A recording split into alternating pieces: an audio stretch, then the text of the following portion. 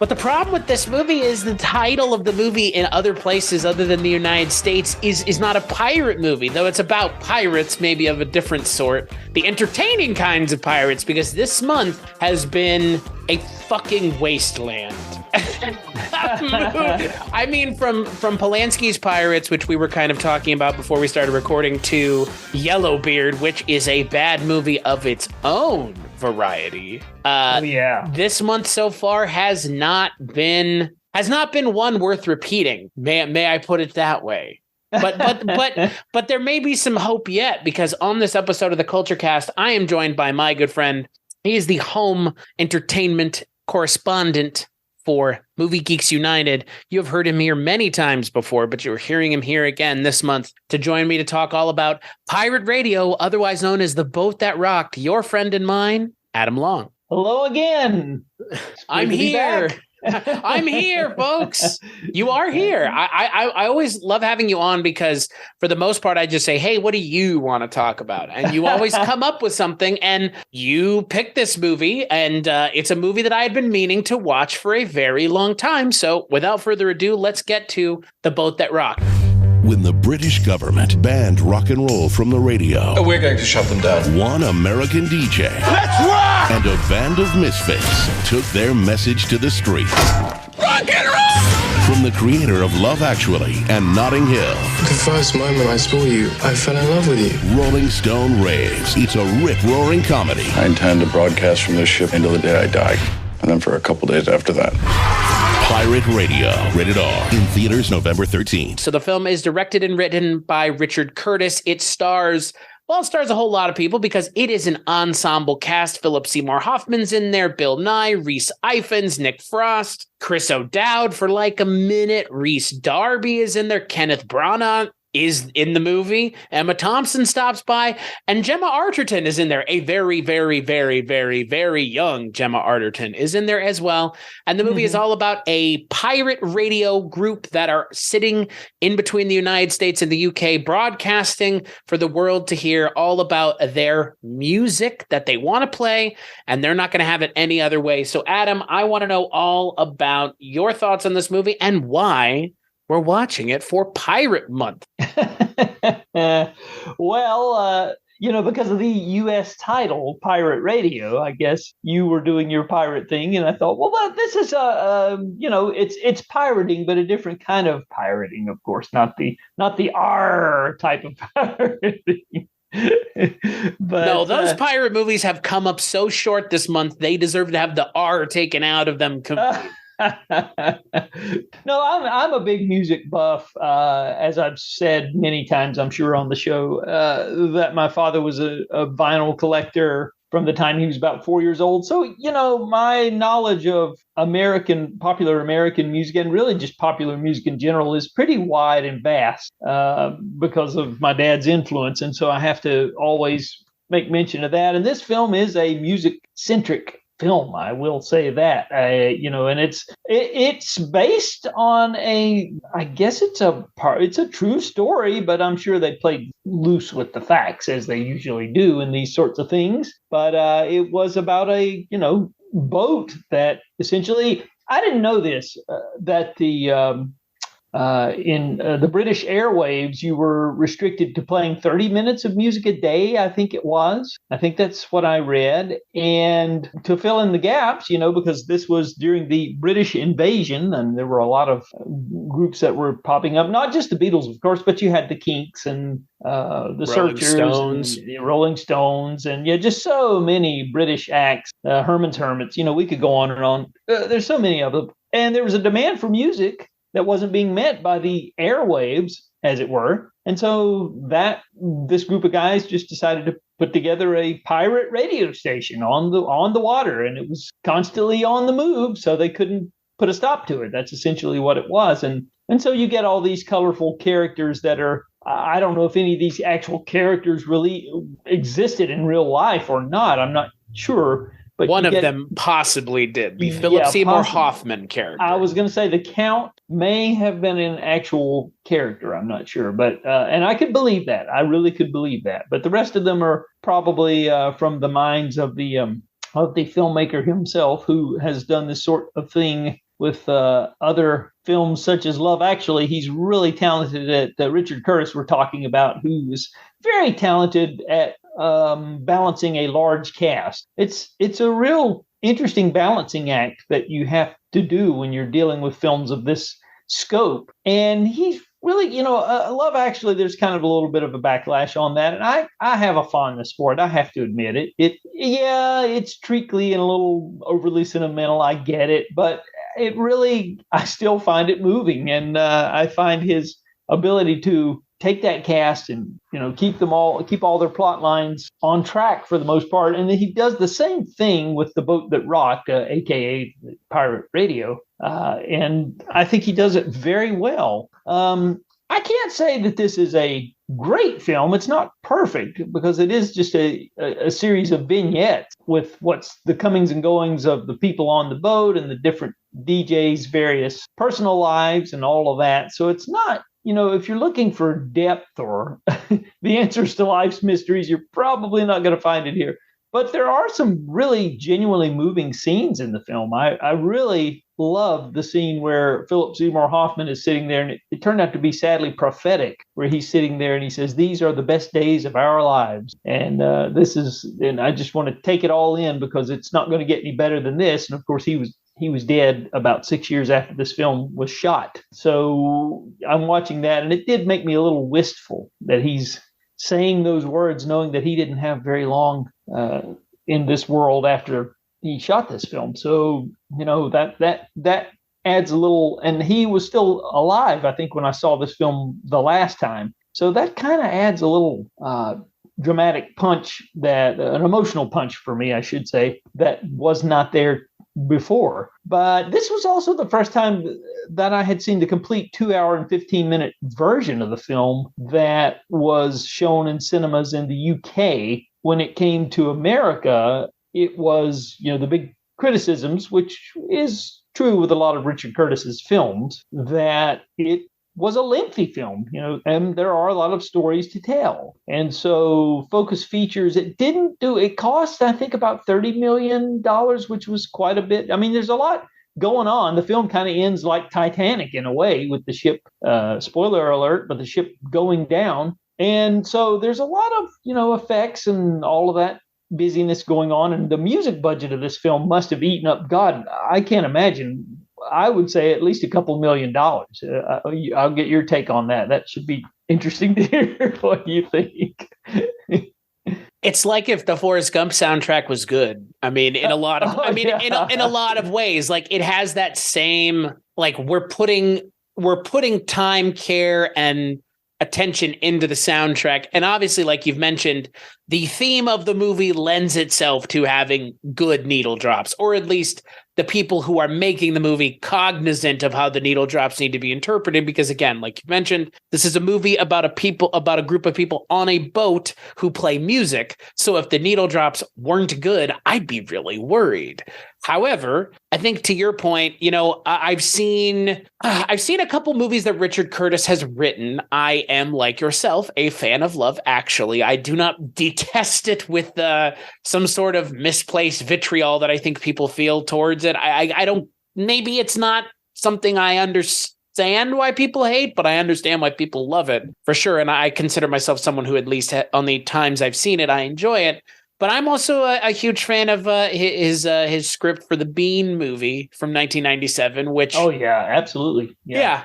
I mean, again, like, it is what it is. It's a Mr. Bean movie for good and for bad, but I think it works better than most of those kinds of things tend to work. And I mean, again, Richard Curtis, I think, has a strong sense of not only comedy, but written comedy and physical comedy. And there's some physical comedy in this movie. There's not a whole lot. I think most of the comedy through this movie is delivered through the dialogue of the characters. But to your point, I think this is a fun movie. This is a movie that's been on my list of things to see since it came out. It's really sobering to think that this movie came out in 2009. I thought this movie came out in 2015. It definitely did not come out in 2015.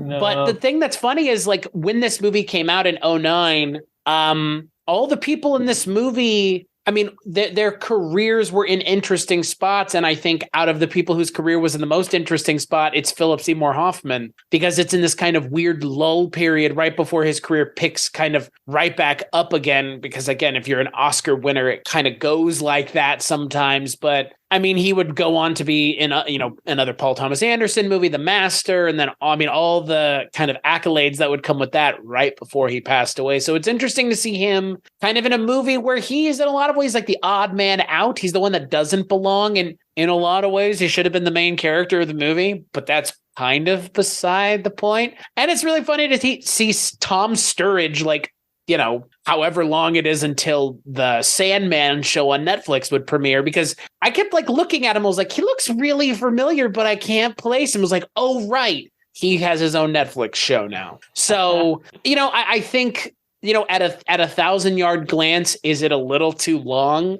Yeah. And that might be my biggest immediate issue with the movie, is just, it is a little long. Like, it's 2 hours and 10 minutes, and it feels I would say like 25 minutes, maybe 30 minutes too long. Maybe that's too much to take out of the movie, but like, it is a little long, for sure. A little long. Yeah. I saw when I saw the American version. I had not seen the full length UK version of the film until I watched it for this show that we're doing. So I wasn't familiar with this version. And I felt like this version was like the other version just seemed truncated. Yeah, you do feel like it could be shortened, but then when it was shortened, you feel like something's missing. I don't know if they just chose to take out the wrong stuff, and which does happen. Sometimes they make the wrong choices when they cut stuff. And it felt like a lot of small character moments were completely omitted in the version that I saw previously. So this one felt more satisfying to me, especially in the last hour. I think the first hour felt a little bit like that could have been shortened a little bit, but the last hour seemed to really solidify itself in a good way. I was actually going to ask, because, you mentioned that the movie has this kind of Titanic adjacent ending. Of all the things that feel tacked on, that's the thing that feels the most tacked on. And I'm not talking about like the emotional weight of what's going on, because I appreciate that. Obviously, like, we have to understand that this journey is coming to an end by hook or by crook, of no fault of their own, or you could blame them, I guess, however you want to look at it. But I think what was most interesting to me is like the ending is the part that stuck out, because it felt the most unnecessary to have this giant set piece of them in the boat and it's sinking, and a fake out with Philip Seymour Hoffman dying. It's like, this is a different movie. Like, this is a different movie in the different genre of movie almost entirely. Like, it felt so strangely out of place. Well, I agree with you on that count. Yeah, I meant the character stuff. Okay. Just the last hour. I agree with you on the stuff about the as you call it, Titanic adjacent. That's a good way to put it. Yeah, I totally agree. Yeah, that stuff could have been. The ending of it is a little bit out of sync with the rest of the movie. So yeah, I can't really argue with you on that point. But I do like a lot of the character stuff though during the last hour. Though a lot of the little character moments where you find out the one character has gotten married, but his wife is actually in love with somebody else, and so you get all that stuff, and that's and there's a lot of other subplots going on there where they have to walk the plank literally, and there are a lot of subplots in the movie, and again, I don't think that is necessarily a negative, but I think it's more indicative of this kind of movie. This movie, I think, needed to be 2 hours almost to get all the character stuff in. And in a lot of ways, like and I read a couple of reviews that said, well, Richard Curtis's script is funny, but he doesn't really have anything to say about the characters. And I feel like maybe if we didn't have this like weird Titanic ending, they could have given us more of those character moments without that kind of looming presence of the boat is sinking, because some of the character moments come like right before that, and then you don't get a whole lot afterwards of character moments. It's just them all pretending like they're going to die, and we all know they're not going to. Like, the movie does everything in its power to convince us of one thing, but we know that's not going to happen. I feel like, even if, again, you don't know the real story behind this, which doesn't do much to inform the story, I don't think there's any way anyone watching this movie would go, oh yeah, all of our characters at the end are going to die. I don't understand why they have Philip Seymour Hoffman pretend to sacrifice himself for no reason and then come back. Like, it kind of takes the emotional weight out of that decision, but that decision made no sense to begin with. But I feel like if they had not done that weird ending, they could have maybe, again, I get what they were getting at. They're trying to show the amount of people that have been listening to their radio station, but I feel like there's a better way to get there than this contrived, like, oh, well, we're sinking and we're all going to die. Like, well, why are there stakes all of a sudden? Why are there those kinds of stakes? Really, like, them getting shut down, I get, perfectly understandable. You have a Kenneth Branagh character, you have the Jack Davenport character, but like that other stuff of like, oh, now the boat is sinking, like it so comes out of left field that it takes away from everything else the movie's trying to do. It takes away from time spent with the characters doing something interesting. It's like these weird forced moments that kind of don't work.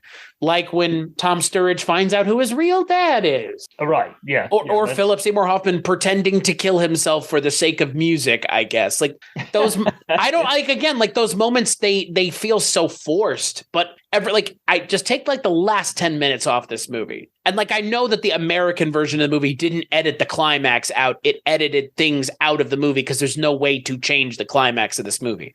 You're not going to take the boat sinking out of your movie. That's not going to happen. Clearly, they've made sure it was in there, again, by hook or by crook. Yeah, exactly. Yeah. And I misspoke, by the way, earlier. It was a $50 budget. I believe it was $50 million estimated production cost. And even after its U.S. run, U.S. and U.K. combined, it was only $36.6 million that it recouped. So it did not do well at all. And so that was the big concern. It just I think it did only $10 million in its first 3 months in the U.S. actually. So or rather, I'm sorry, in the U.K. it made only what was equivalent to $10 million in U.S. dollars in the first 3 months. And so I'm sure they were panicking, and that's why they decided to trim it. Well, and my question to you is, in 2009, who of the names in this film are going to appeal to American audiences other than Philip Seymour Hoffman? Like Rhys Ifans, Nick Frost, Rhys Darby, like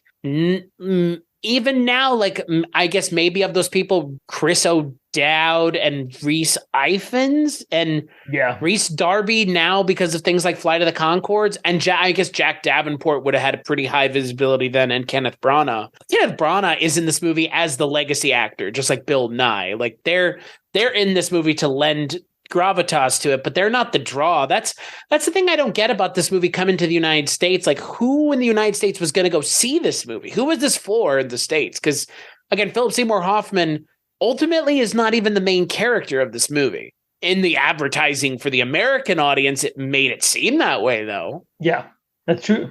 Yeah, that's strange. You're right, and I don't know what they were thinking in terms of who the audience would be. And it's now obviously Rhys Ifans with his appearance in the Spider-Man, is the first the Amazing Spider-Man. I'll get it out. That gave him some credibility with a certain set of the movie-going public.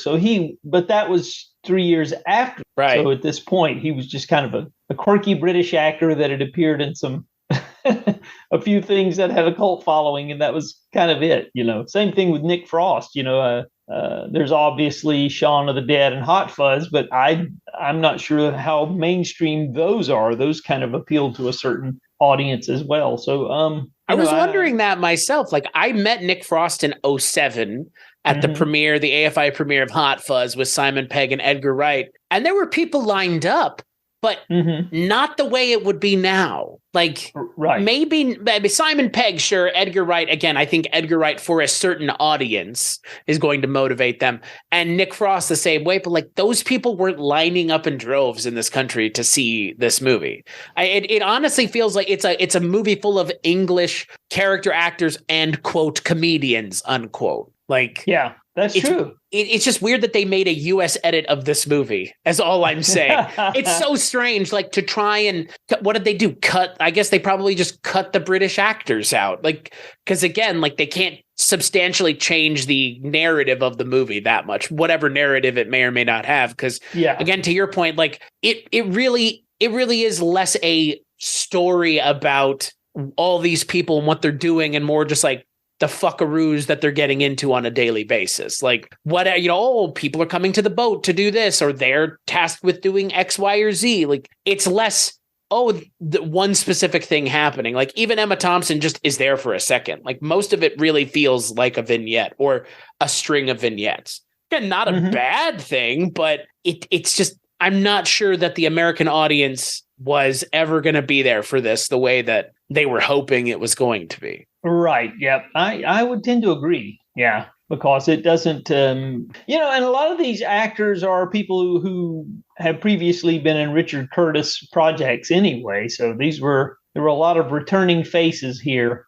There's some new ones, obviously, like Philip Seymour Hoffman, but there are quite a few that had been in his other projects, because he kind of has a crew of stock actors that he uses for a lot of his stuff. And, you know, I know Rhys Ifans was in Notting Hill, obviously, and that was written by Richard Curtis. So, you know, he's one example. And of course, Emma Thompson was in Love Actually. There's another example. Same with Bill Nye. Bill Nye, I was going to get to that yet. So, you know, there is something of a stock company that he likes to bring on board for his projects that really aren't marquee names in America. Let's just put it that way. So, well, and again, like, I don't know I know of how marquee names they are in the UK, but there are some people that I was actually surprised weren't in here, like a Noel Fielding. I was glad to see Chris O'Dowd, because this is around the same time as stuff like the IT Crowd. So it makes sense that he's in there. But, you know, it's interesting because all of these people, I would say, have, you know, for the most part, unless they were already established, have much bigger careers now, like Rhys Darby, like Chris O'Dowd, I would say a Nick Frost, even, like, you know, their careers, I think, are so much further, or especially Tom Sturridge, like, their careers are so much further than they were in this movie, to the point where, like, they could never get all these people together anymore the way that they did now. Because, I mean, even Rhys Ifans was in one of the primary characters in the Game of Thrones TV show, and will be moving forward. True, yeah. So, like, everybody now has a visibility to them that it kind of makes this movie feel a little bit quaint watching it back. It's like, oh, all these actors are kind of right before they were all becoming huge. Because again, I mentioned Gemma Arterton, but also January Jones is in this movie in a very minor role as well. So, and Tallulah Riley as well, who would go on to be on Westworld for like 3 or 4 seasons. So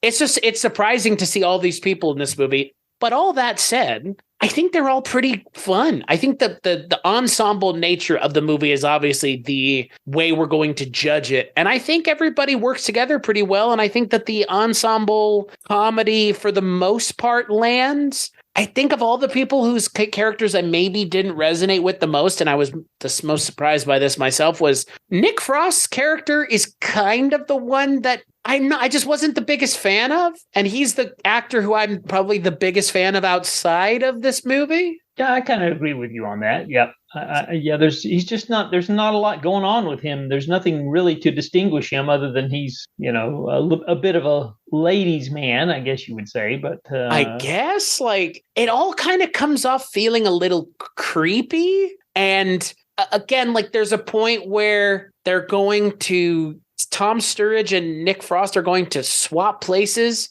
which is the old Revenge of the Nerds gag. It's totally not rape, everybody, but it is. And they're going to do that gag from Revenge of the Nerds in the movie, I think rightfully and smartly subverts your expectations by having Tom Sturridge come in, the lights come on, and he says, oops, wrong room, and leaves. But, like, Nick Frost's character is the one who sets up that scenario. And it's just, I don't know, like, of all the characters in the movie, he's the one that feels the most paper thin and almost like a caricature or a stereotype of the kind of character that you expect to see in these movies. I just didn't expect it would be Nick Frost playing that character, I guess is the bigger surprise. He's normally a lot more likable, even when he's not, like in something like Shaun of the Dead, where his character is a little abrasive. But even then, it's like he's abrasive, but he's still lovable. In this movie, he's abrasive and just kind of a dickhead. Yeah, that's true. That's a good way to put it. I couldn't have said it better. Yeah. I'm not really. There's not a lot of emotional investment in him. So yeah, except and if there is, it's not the kind of feelings that will endear you to him. Let's just say that. So no. And I think it's interesting. I'm curious your thoughts on using Tom Sturridge as kind of the audience surrogate. What did you think of that framing device as kind of, we get onto the boat with his character and ostensibly we're following his story with all these characters around it? I think that's probably the best way to pull this thing off as far as a framing, as far as a device and that would allow us to meet these various characters, because I'm not sure, you kind of have to have a character that kind of holds the glue together, so to speak. And I guess he's that guy, and you're somewhat seeing this from his viewpoint, I guess. And so I think that works as well, and he's young and impressionable. And so he's going to see things in a nostalgia colored light, I guess you would say, because this happened at a certain time in his life. And so that's also going to make these people look, these actual characters that inhabit the boat, that are the DJs. It's going to make them probably a little bit different than what they really are in real life, having seen them through his eyes. So I think that works. I'm not sure how else you would have been able, because there's so many characters. I'm not sure how you would have been able to put them all together in this film without some sort of a one mainstay that kind of is right there in the middle of all of it. I don't really have any ideas as to how they would have solved that problem otherwise. So I think it works for me. I think I would have preferred maybe if Philip Seymour Hoffman's character had been the main character of the movie. I mean, again, I know that that's a little, I guess, American-centric of me, but I feel like there would have been some things to mine from that. Yeah. And I'm not saying that the Tom Sturridge story of like, oh, he's on the boat to find his dad, I'm not saying that doesn't carry some emotional weight, but the movie doesn't really give it a whole lot of emotional weight. There's a moment where Thick Kevin, played by Tom Brooke, who's one of the better kind of just esoteric characters in the movie, who really is just given funny lines to say and very little else. He's like, why are you here? Are you here because your dad's on this boat? And it's like, what the fuck, movie? Like Deus Ex Machina all of a sudden. It's so strange because it's effectively like 3 or 4 scenes in the movie, and that's it. In a 2 hours and 10-minute long movie, the main character's main problem is given 4 scenes and that's it. And again, it's not given a lot of emotional weight, and it comes back later in the movie during the climax when the boat is sinking, because Tom Sturridge has to save his father, who is obsessed with his vinyl collection to the point where he's going to drown with it. It feels kind of ultimately throwaway. And that's why I was kind of like, well, I was curious what you thought, because it almost felt like a little bit of he's kind of an afterthought in the second half of the movie. Like he's used as a character introduced us to all the characters in the first half of the movie. But in the second half of the movie, where he should kind of be the focus as opposed to sharing all that time with everybody in the first half, he kind of becomes an afterthought for this. The boat is sinking and, you've disgraced my honor. Like, he should have been the main character, and he ends up getting lost in the shuffle to the point where, why did we need a main character to begin with? Like, just maybe it's just the American who's out of sorts with all the Brits, because that's kind of a more interesting direction to go than my dad's maybe on the boat. And I'm the good looking guy. Like, I don't know what I mean. Again, like, I'm not saying he doesn't have a character. I'm not saying that Tom Sturridge isn't talented. He's fantastic on Sandman, but he's not given much to do here. Like, and they kind of forget that he's the main character in the second half of the movie. Well, yeah, and you're getting me to rethink this, and you're exactly right. I can't argue with anything that you're saying. I just think that if they had made Philip Seymour Hoffman the main character, it would have been a completely different film. And as you're alluding to, probably a better film. It would have been interesting to see him as kind of the ringleader of this ragtag group of disc jockeys who are defying or just thumbing their nose at society or the government or whatever. That would have been an interesting take on it, and just eliminate the Tom Sturridge character. But it would have been a completely different film, and probably a better one now that I think about it. So yeah, I can't argue. Well, and it's, I'm not saying that a lot of the issues come from the idea that, Tom Sturridge's character is the focus of the movie, but they have certain moments in the movie that they take time out to kind of have him doing something specific, like the evening he loses his virginity to Tallulah Riley, or the whole thing with him and Tallulah Riley and Nick Frost. Like, if that were another character and not Tom Sturridge, I don't think we as the audience would care that much,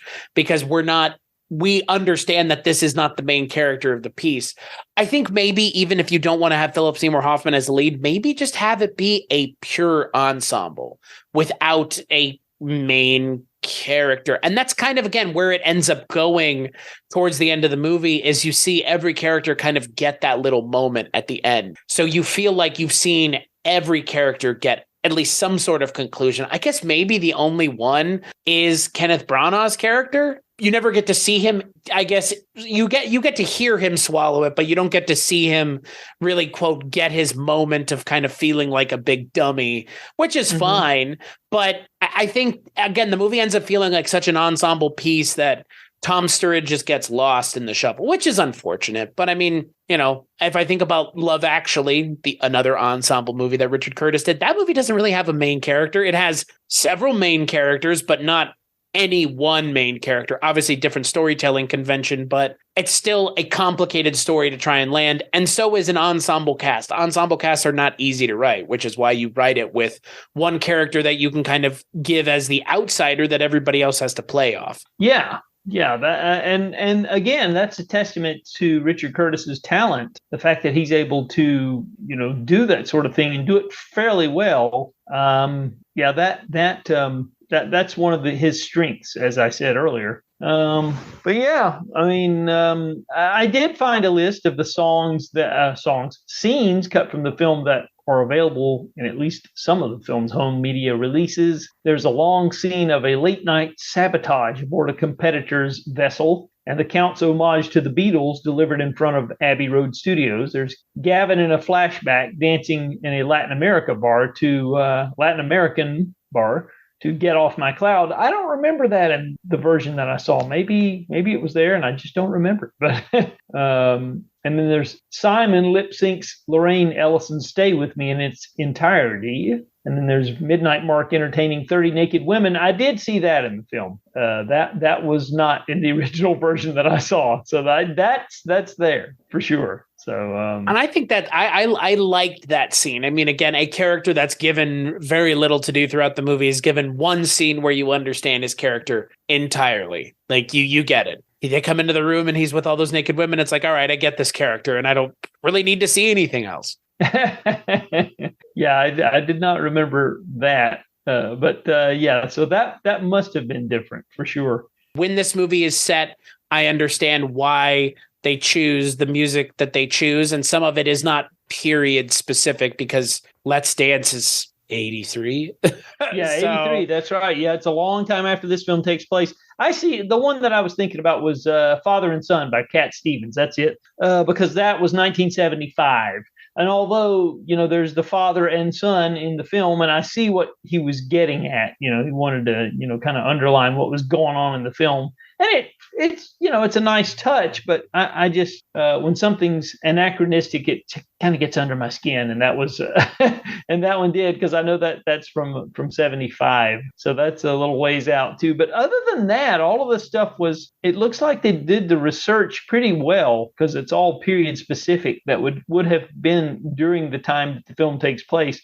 And that's impressive to me. A lot of times you see these types of movies and they get it wrong. And that just, that was a big complaint of mine with Bohemian Rhapsody, for one example, recently, a couple of years ago. And I saw that, and they got that all wrong right from the beginning of the movie, where they showed them playing Fat Bottom Girls at their 1975 U.S. debut concert. And that's a song, of course, that wasn't released until 1979. And so when something like that happens once, it just takes me out of the movie, and then I'm on hyper alert looking for that sort of thing to happen again. Because if it happens once, I'm thinking, okay, what else have they have they been lazy about with their research? But I can't find too much fault with this movie. I really can't. And I think obviously, I think Richard Curtis came up during that period. He's about 10 years older than myself, maybe a little older than that, 15 years maybe. So, he would have lived during those times. And so he probably remembers this stuff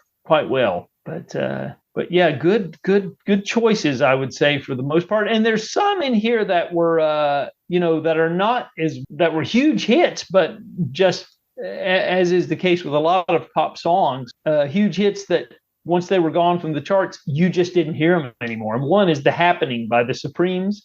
That was a #1 record, sold 1 million copies. And it was the theme from a film from 1967 called The Happening. And it's probably one of the least known songs of the entire career of Diana Ross and the Supremes. And yet it was a #1 record. So, and I thought that was interesting that they included it in here. It charted in 1967. So that is one example that I had of things that they picked that wouldn't have been the obvious choices. There's some in here that, obviously have been played quite a bit, like A Whiter Shade of Pale and These Arms of Mine. But then you get something like The Happening or 98.6, which was a group called Keith had a hit from it with it in the United States. And that was a minor chart hit as well. So, there's some good choices here. So I have to admit. Well, and you said it. I mean, you put it perfectly. Like, they do have The Who and Jimi Hendrix, and Procol Harum and Otis Redding, but they're not always using.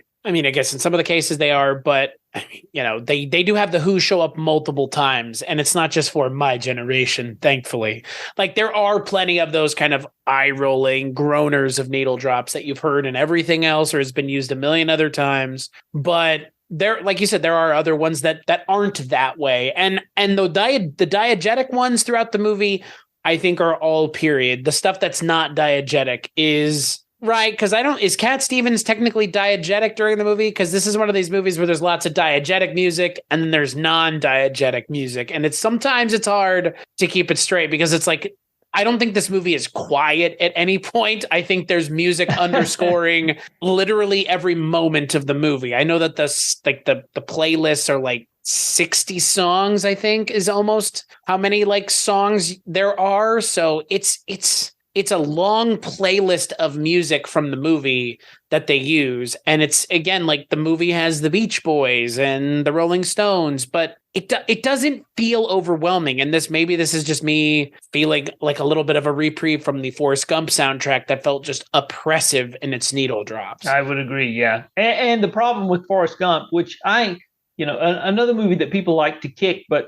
I have to admit, I kind of like it. The movie's fine. Like the movie's better than the soundtrack. That's for sure. Yeah, that's what I was going to say. The problem I have with Forrest Gump is that the films in the soundtrack are just so worn to death. And they were worn to death when the film came out because there was a proliferation of 60s oldie stations that played 60s and early 70s around the time Forrest Gump came out. That's a thing of the past. Those stations started phasing out around the early 2000s. But there was a time when that was a hot radio format, probably for a good 15, 20 years. I would say from the early 80s all the way through about 2000, there was this demand for, 60s, 50s, 60s, and early 70s. I think the cutoff point was like around 73, 74. And it was a hot format. And eventually, I guess the people who started dying off or whatever. And so that format is pretty much extinct at this point. But at the time that Forrest Gump came out, it was still a pretty viable format. And so a lot of the songs that are on that soundtrack were being played in heavy rotation. at the time of Forrest Gump's release. So it was, it's like, couldn't you have been a little bit more creative with some of these tracks? Because we all know how radio programmers do it and this was a practice that started in the in the late 80s, when there was the loosening of when companies could only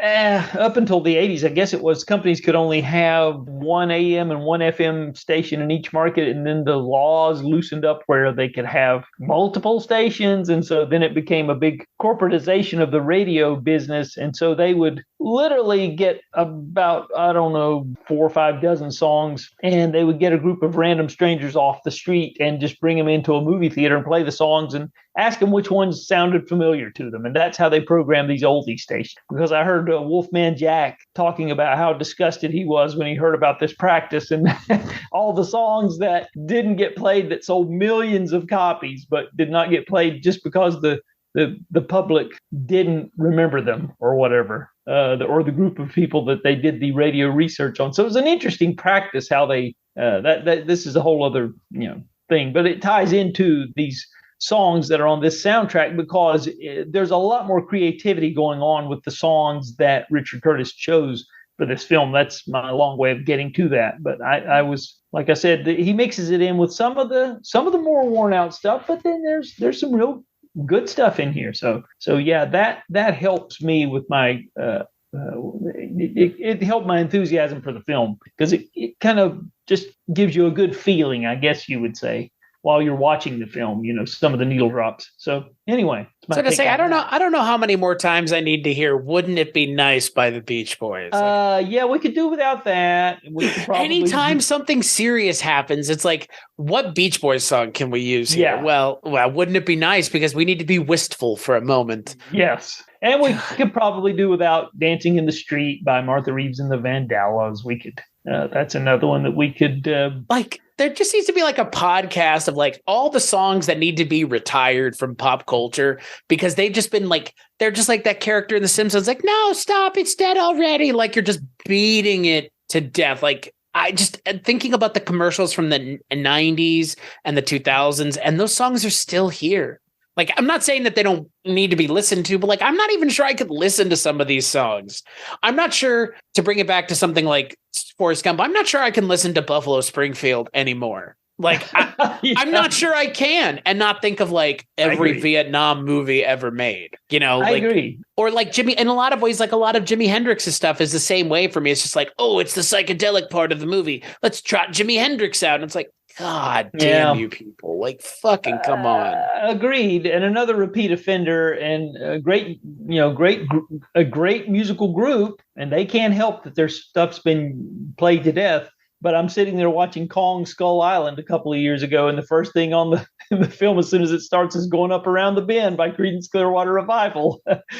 Like, how many times? CCR and Vietnam, baby. They're like bread and butter at this point. Like, God. Yeah, and it's shameless. Like, it's just shameless. Like, it's an easy needle drop. There's no creativity whatsoever behind it. Yeah, because they're like I said, if that's a great idea for a podcast, I would love to participate in that, because that is a pet peeve of mine, is the fact that there are thousands and thousands of songs that charted that sold a lot of copies when they came out. I'm not talking about obscure stuff that just don't get played. And I really get into it with people all the time. Every year they have the One Hit Wonder Day, and they're always promoting that on social media. It's One Hit Wonder Day. And I actually had some radio programmer, he actually put up a Never Gonna Give You Up link to the video by Rick Astley, and he said, it's One Hit Wonder Day. And I just could not stop myself. I said, Rick Astley had 5 top 40 hits, 3 of which were top 10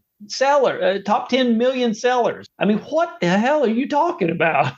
Also, can we just point out Rick Astley is an immensely talented singer? Like, he is. I don't care what anybody says. There are 3 great songs off of that album where Never Gonna Give You Up came from, and Never Gonna Give You Up is one of those songs. Yeah, Forever.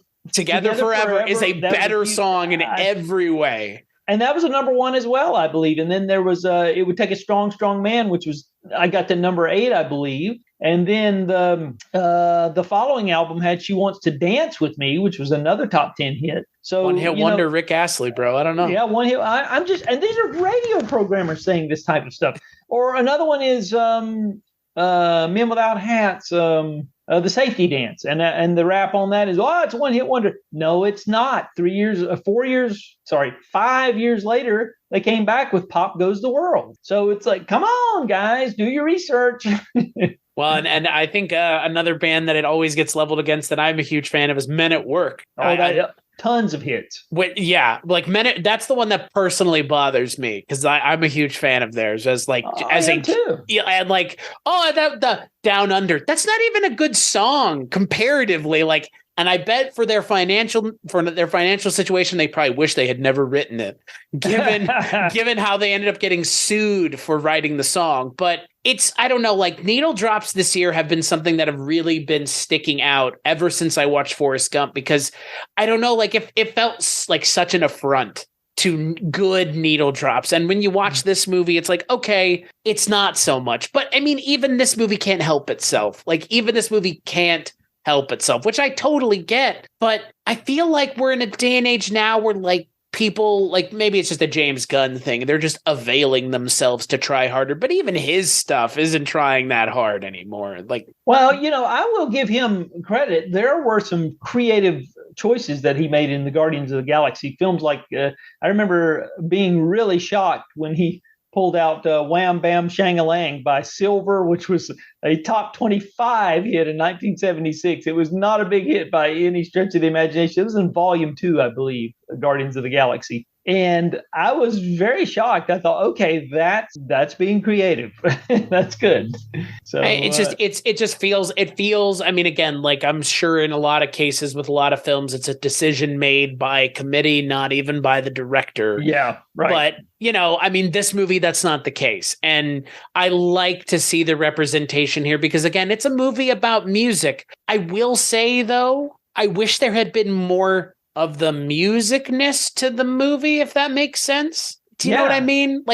I'll say one of my favorite movies about music, and maybe you could level this against that movie. One of my favorite movies about music is High Fidelity. Oh, I totally agree. Yeah. And the people in that film are somewhat like myself because I'm a lot like Jack Black when it comes to having definite strong opinions about music and things. Right. So I'm a little bit in that camp, so I can definitely identify with him in that film. That was one of the reasons why I loved it so much. So yeah, absolutely. And I kind of wanted more of that. And I'm not saying that I don't believe that, Nick Frost and Rhys Ifans as characters are into music, but I would like to get a better sense of that because that seems to be just a little bit of kind of a dimensionality that the movie is missing a little bit.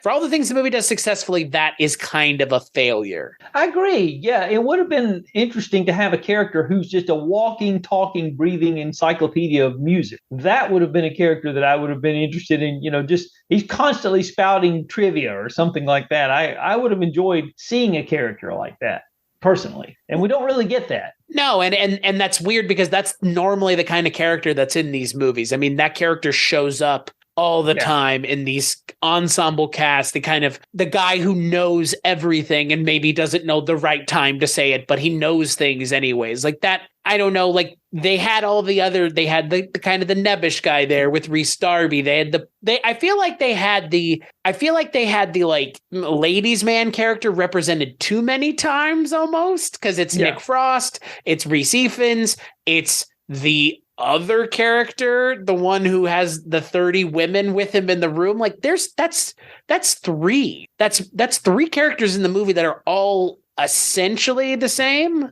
So that was weird in of itself, because again, Nick Frost, I think, would have been a perfect vehicle for that kind of character, just playing a total weirdo like he did in Space, but instead of about being obsessed with military stuff, he's obsessed with music stuff, and that would fix his character in the movie. Absolutely, that would have been that would have been the answer to the problem with his character. That's a good point. And then he would have been instantly endearing. You would have been endeared to him instantly because of that. Yeah, I really miss not having a character who spouts musical trivia, because it used to be a thing that people would go to work for radio stations because they loved the music, not because they were looking to get rich, but because they just were music nerds and they just wanted to be, near music. And so that it is kind of weird that we don't get a character like that. And that's a good point. So yeah, that would have enriched the film greatly. So yeah, that's sorely missing. Well, they all just seem like personalities, like, which,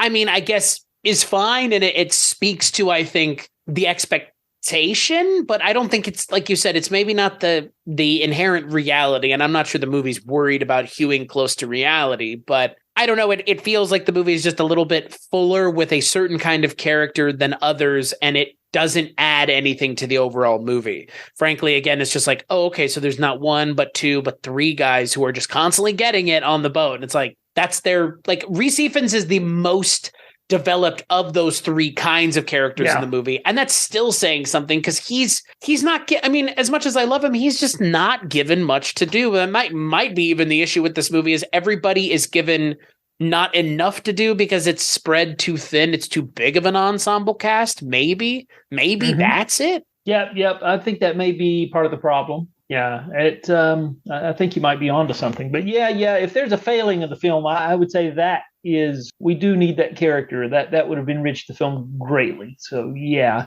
But as it stands, you could do a lot worse than Pirate Radio. I would recommend seeing the UK version, The Boat That Rocked, because there are character moments that I do think are missing in the American version, even though it's shorter and it's an easier sit. It feels truncated. And so if people are going to seek it out, I would say try to find the UK version, because it's worth it. It's a little bit longer, but in the end does, like you said, it kind of overstays its welcome with the riff on the end of Titanic. But and I will say, the other thing I do appreciate about the movie, and there was the thing I was kind of worried about going into it, I actually find Kenneth Branagh's character to be maybe the funniest part of the movie. He's such a just unrepentant shithead in this movie. Mm-hmm. And he never interacts with our characters on screen. It was probably an easy couple of days of shooting for Kenneth Branagh, realistically. But he's great in this movie. He plays that kind of stodgy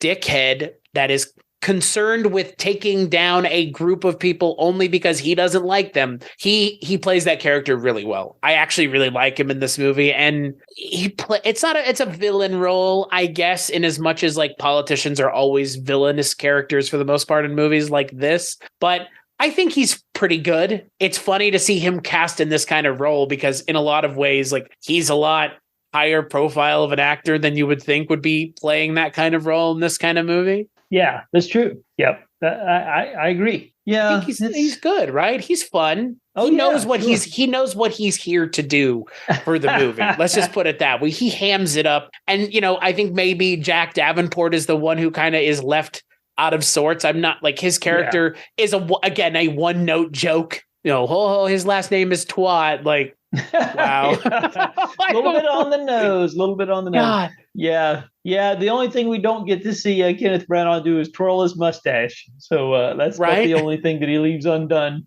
But it suits what the film is calling for. I think it's he gives it what it needs. Yeah. Shall we say? So I think this is a good, solid film. Like I said, I can't say it's a great film, but there's a lot of great moments in the film if you'll take the time to find them. And I certainly didn't deserve the fate that befell it. There are a lot of films that made 10 times more than this film made that shouldn't have that were released around that time. So. Yeah, I know. I'm with you. I think you could, fuck, this month I've done worse with the pirate movies that I've watched this month. I mean, they've been shorter than this movie and had less to say than this movie did. But I enjoyed it as well. Again, I think the length of the movie is kind of hinky, and I don't know if it really has anything to say in the way maybe it thinks it does, or maybe it's not interested in having anything to say to begin with, but it kind of felt like it maybe wanted to. It wasn't all just fun and games. There are these, like you mentioned, kind of dramatic moments between characters that are not just there for laughs, like Philip Seymour Hoffman's monologue, like his moment at the end of the movie where he kind of has a monologue about music and what it means to him, and you can kill us, but the music will persist. Like that, I appreciate all of that, but it's to what end? Because the movie never feels like it lands an emotional climax. But no, I'm with you. I actually really enjoyed it. I'm glad I finally watched it. So before we close this episode out, I wanted to ask you, pirate movies, where do you come down on them? And do you have a favorite one that isn't named Pirates of the Caribbean? That's what everybody has said this month. It's like, what's your favorite one? Pirates of the Caribbean. Not fair. It might be the only one. Like, I don't know. Gosh, that's a good question. I've seen so many over the years, but I don't know what a favorite would be. It's just a genre that I've not really been, too enamored of. To be quite honest, it's just, I get it. I've seen some of the movies now that made up what people were seeing in the 70s and 80s. They're not good. Like, you don't watch Yellowbeard and go, I'd like to see more of this, please. Like, you're like, get this fucking away from me and far away, please. Like, same with Polanski's Pirates. It's like, maybe we don't do this kind of movie for a while. Like, yeah, I do enjoy the one. I think I want to make sure I get the title right because there's a Disney. Yeah, it's The Light at the Edge of the World. Yeah, that's a pretty effective pirate film with Kirk Douglas and Yul Brynner. And that was one that I was not really all that familiar with until it was mentioned on a recent Video Archives podcast. They did an episode on that. I really enjoyed that.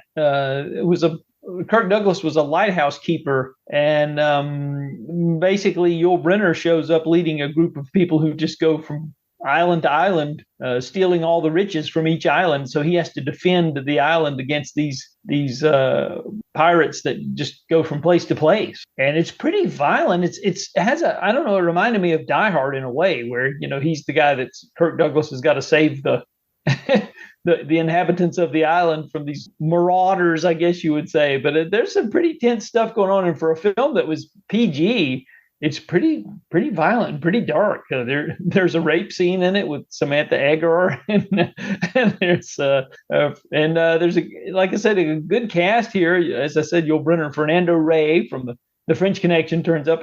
That's probably one of the better pirate films that I've seen, and not just because I saw it recently, but just because it was quite entertaining, I thought. So, Light at the Edge of the World from 1971.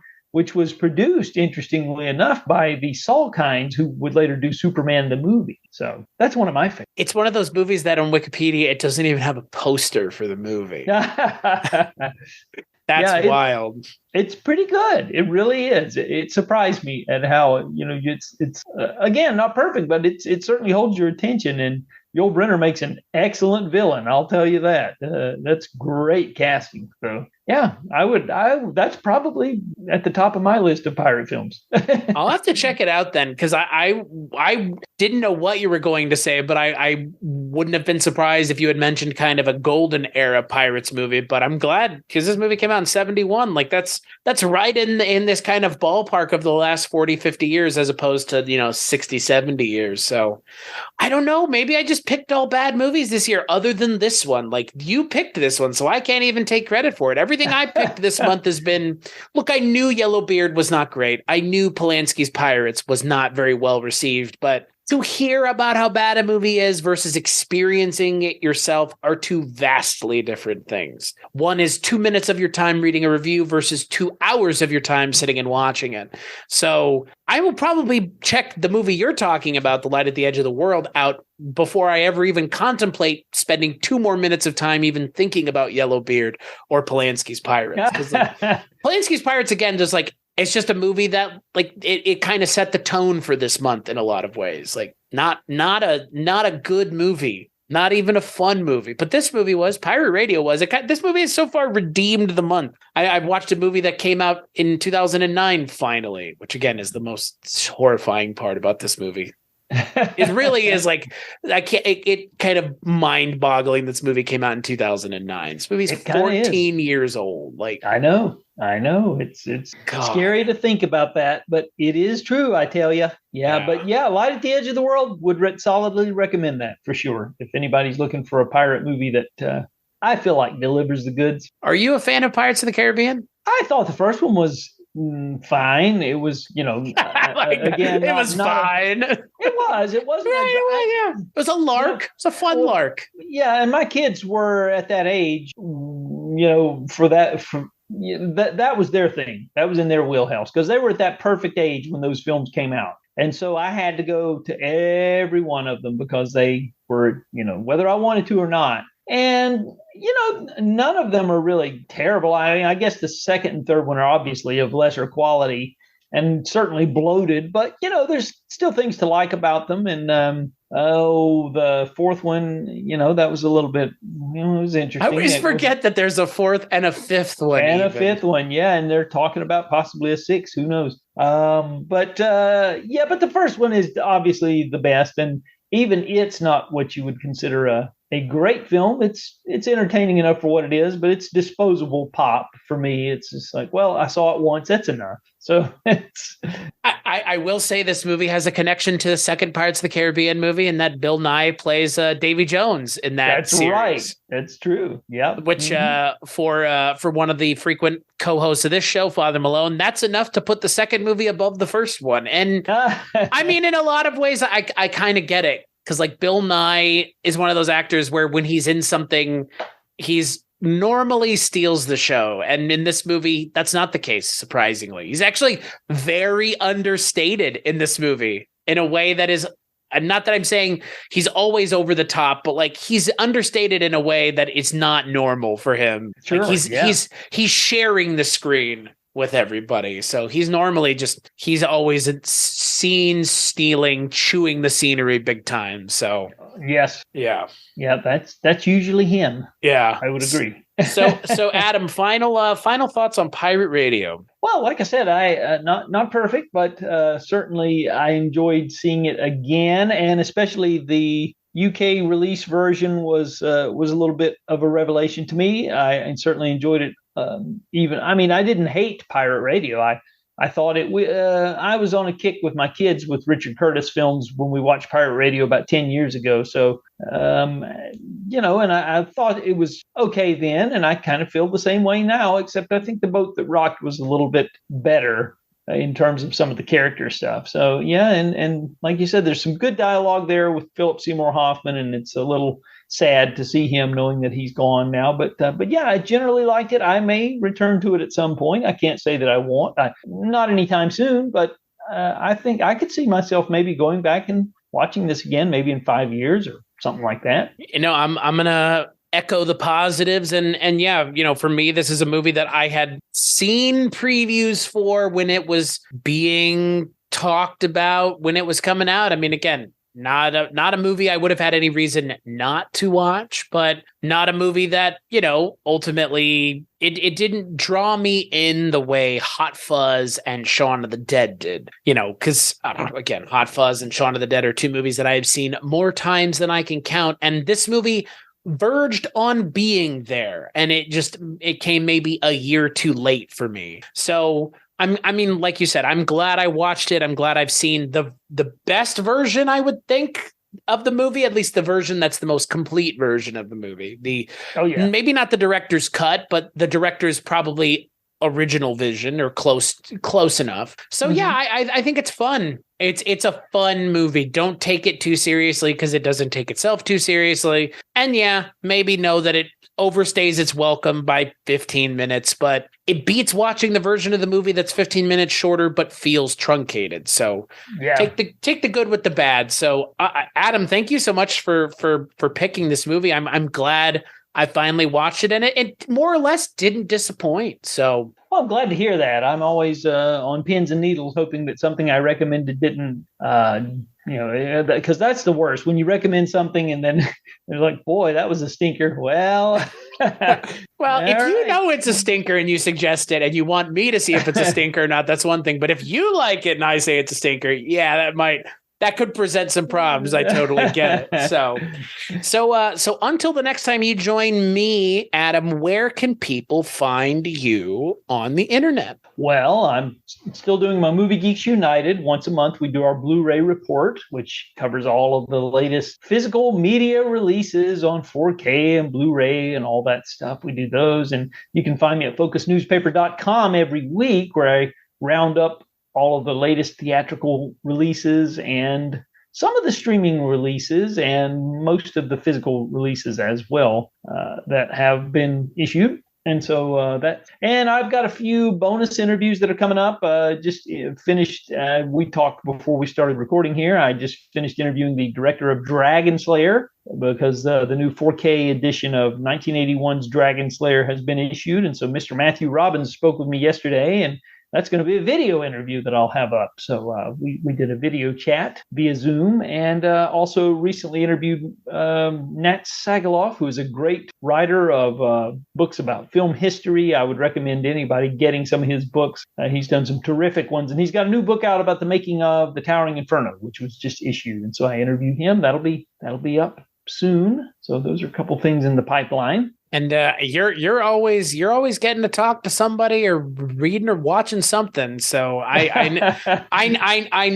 always I always appreciate that you are in a lot of ways keeping movie history alive every day on your Facebook. So I always appreciate it. So better than the Academy is, man. Holy fucking shit this year. Oof. Oh. Oh yeah, that was a shit show, as they say. More so than normal, it felt like. Like, how do you forget Paul fucking Sorvino? How? That was bad. Anne Heche, yeah, that's bad. There's some real glaring omissions this year, and so even Robert Blake, obviously had some serious problems. Well, we don't have to get into those, but he contributed some major performances in some films that are fondly remembered, like Electric Light and Blue and In Cold Blood. Lost Highway.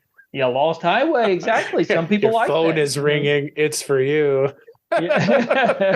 Yeah. I mean, say what you will about the man's personal life, but he did. If you're going to honor film history, he needs to be represented. I'm sorry. That's just the way it is. So, yeah, I'm with you. Like I said, I appreciate that you're keeping that alive better than the fucking Academy ever even gave a shit to. So, well, the thing I do, and it's on Facebook, I do a daily remembrance of somebody who's passed away on this day. And I always like to clarify that I don't do that out of a sense of morbidity or because what will typically happen is I have, luckily I have a big enough group of friends on Facebook, many in the industry who knew these people personally. And so that will prompt some personal remembrances of the people who passed away from people who worked with them. And so you get some interesting stories from people that actually knew them. They'll say, oh, well, this happened or that happened. I mean, for example, a couple of years ago, I posted a remembrance on Charles Durning on the anniversary of his death. And one of the guys who did the makeup effects for the Hudsucker Proxy, one of the Bermans, I can't remember which one it was, but he came on and posted a comment, and he said, yes, I remember doing the makeup for Charles Durning for the Hudsucker Proxy. When we measured him, his circumference and his height were exactly the same. Holy shit. And so it's those kind of things that you get from people, giving you their personal stories. I just love it. And so I do that every day to try to get people to tell the stories to keep these people's memory alive. So that's what I do. Because at this point, that is clearly all that we have left. So yeah. This is true. Yeah. So there we go. And as for me, weirdingwaymedia.com is where you can find this show and so many other shows, including multiple episodes of this show where Adam and I talk about all kinds of other movies. We have a What's Up Doc episode coming out at some point. We have the other episode coming out, but all the other things that you can find over at Weirding Way Media, like this show, Bollywood Cinema Club, where Adam joined me a while ago to talk, or in the future. In the future, sometime. It was recorded in the past, and it'll air in the future. It's magic, folks. All that can be found over at weirdingwaymedia.com. As for this show, culturecast.com and Patreon and all those places you can go to help us out would be much appreciated. But like, rate, and review wherever you get the show on the internet. Adam, thank you so much for joining me as always. It was my pleasure. I appreciate you having me on. And as always, we'll catch you on the next episode.